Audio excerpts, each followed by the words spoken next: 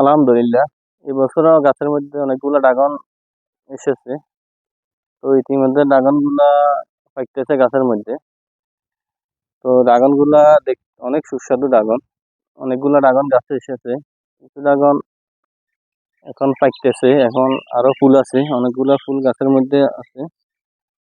তো কিছু ড্রাগন দেখুন অনেক সুন্দরভাবে পাকতেছে। দেখেন ড্রাগন গুলা সাইজটা অনেক সুন্দর এসেছে। তো এটার মধ্যে কোনো কেমিক্যাল নাই, একদম ফরমালিন মুক্ত।